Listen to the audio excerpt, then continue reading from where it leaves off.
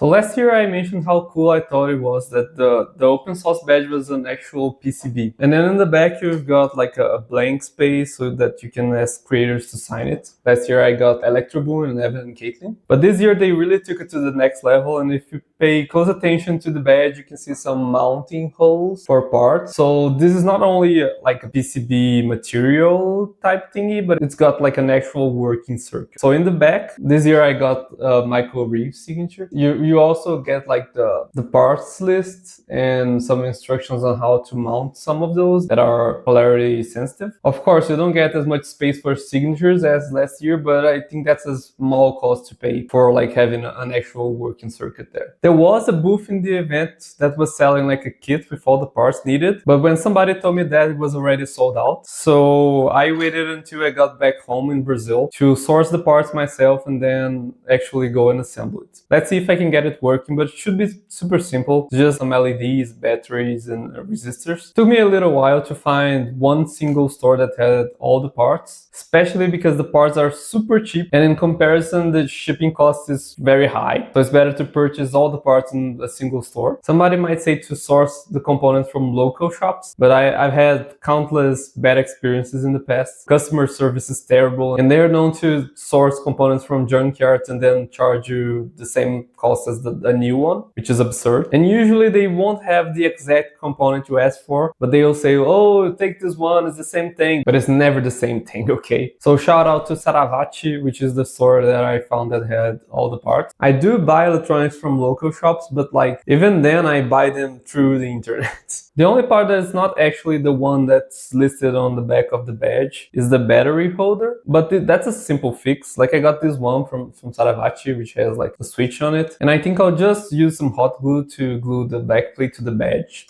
and then we should be able to disassemble to change the battery. This year I got a VIP badge, which is red, so I'm going to use some blue LEDs because I think it's going to look nice. Blue and red is always a good color combo.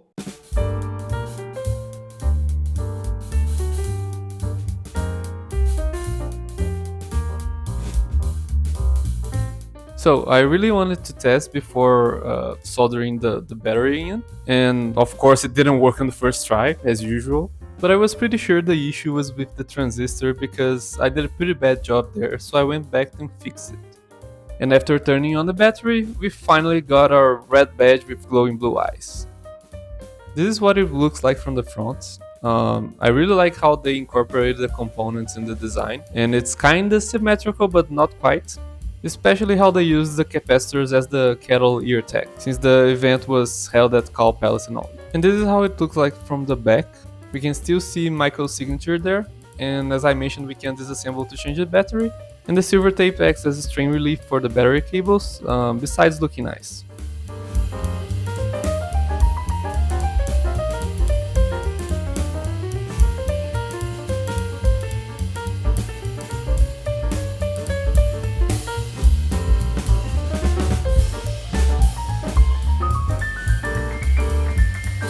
I guess that's it for today.